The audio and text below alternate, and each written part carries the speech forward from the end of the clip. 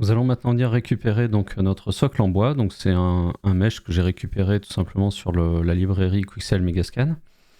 Donc on peut avoir tout un tas d'objets et textures. Alors je vais vous montrer d'ailleurs ici. Donc, je vais taper Quixel. Voilà, alors vous pouvez vous renseigner avec un compte, si vous avez un compte Epic Games par exemple. Il suffit d'être logué sur le launcher Epic et vous pouvez directement signer ici. Ce qui vous permet d'avoir des crédits pour télécharger donc des objets ou des textures. Donc là, on voit qu'on a des assets comme ça, déjà tout fait, texturé, etc. Donc là, moi, j'ai tout simplement récupéré, donc je sais plus dans quelle section c'était, mais ça devait être dans la partie bois. Et donc, j'ai récupéré donc, cet objet. Et donc, ça peut être très pratique pour avoir vraiment des choses photoréalistes, parce que là, c'est vraiment des scans 3D, donc d'objets réels ou de plantes réelles. Donc ça sera la même chose pour les feuilles. Donc là on a réutilisé, on va réutiliser donc des textures qui sont directement prises de Quixel, sachant que vous pourriez également prendre en photo des feuilles chez vous de face, face et enfin recto et verso on va dire, et les intégrer directement dans Blender.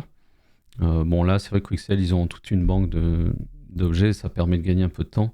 Donc moi ça m'arrive régulièrement de récupérer des assets ou des textures sur leur site, ce qui est relativement pratique. Alors du coup je vais cacher donc ma collection ici. Donc je vais vous mettre dans les fichiers directement de la formation, je vous mettrai donc le socle en question. Si vous voulez utiliser un autre socle ou un autre support, libre à vous. Donc là je vais venir tout simplement dans File, Import, FBX. Et donc là, je vais récupérer directement donc, dans mon dossier mon mesh, donc socle bois, ici. Bon là, je vais le grandir un petit peu. On verra donc par la suite pour le positionner. Ça va nous permettre en fait de positionner nos produits et voir un petit peu comment organiser tout ça. Je vais le scale également un petit peu en hauteur, comme ceci.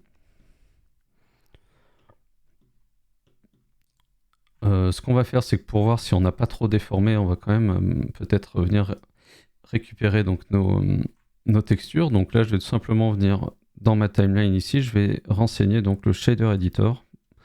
Donc pour mettre mon shader ici et pouvoir gérer donc la texture de mon objet. Donc je vais créer une nouvelle texture que je vais appeler socle bois.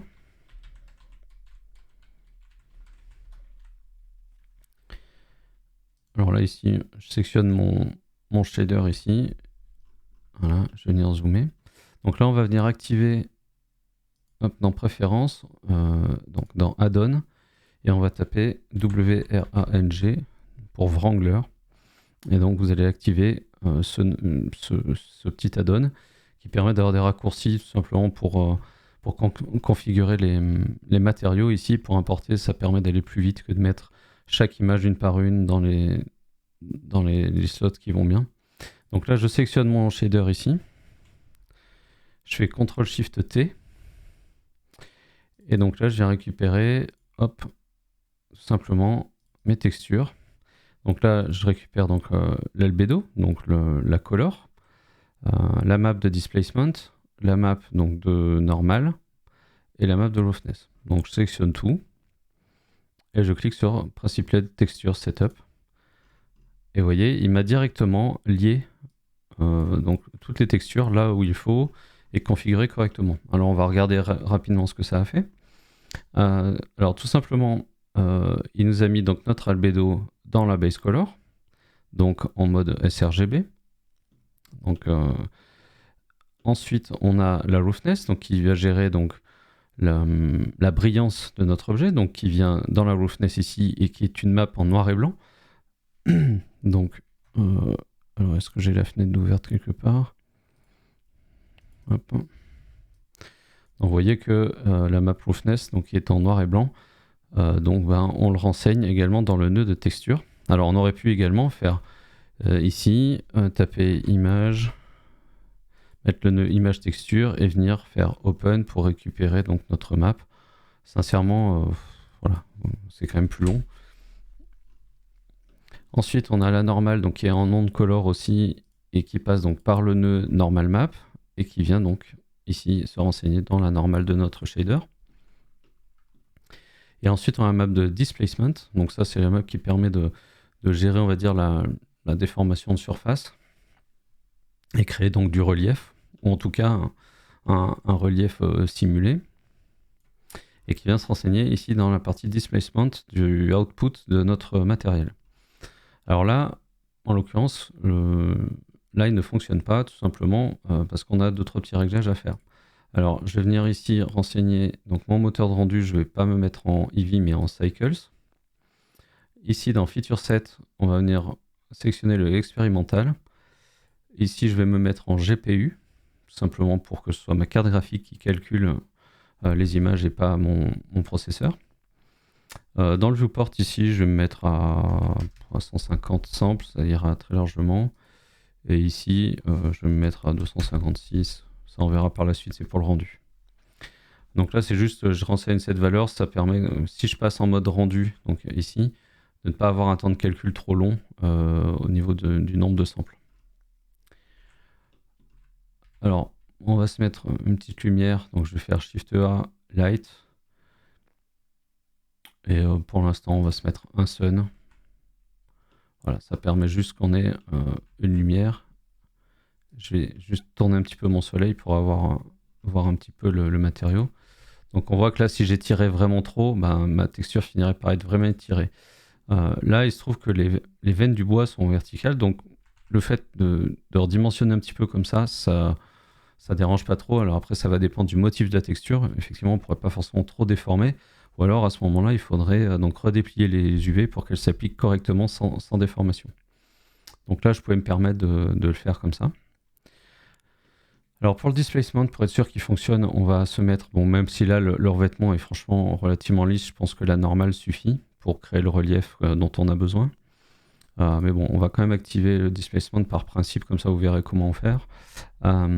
Donc là, je sélectionne mon nœud donc, de shader, je me rends ici donc, dans la gestion de mes matériaux, et donc je vais descendre dans ma colonne ici.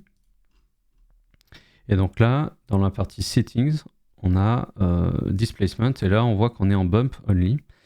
Donc là, il faut qu'on se règle tout simplement en Displacement Only ou en Displacement and Bump. Là, on n'aura pas de bump. Et donc là, on va se mettre tout simplement en Displacement ici. Ensuite, pour avoir également la gestion de ça, il faudrait qu'on mette un Subdivision Surface ici. On va se mettre en Simple et on va surtout mettre l'Adaptive Subdivision. Donc c'est le fait d'avoir mis expérimental qui permet d'avoir cette option au niveau de notre objet. Donc là, là, on est bon.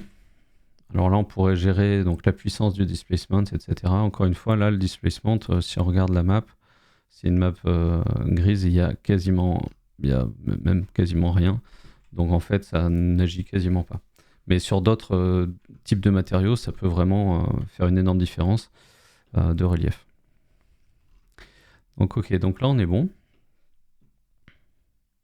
Hop, je vais réduire cette fenêtre. Et donc là, vous voyez, on a notre support qui est correctement configuré. Donc on a bien notre texture de bois. Et voilà. Donc là, j'ai simplement donc, géré un petit peu la hauteur de mon objet. Et ensuite, du coup, il va falloir qu'on organise tout ça, parce que vous voyez que là, on a des grosses différences de taille d'objet, etc. Donc on va organiser notre scène dans une prochaine vidéo.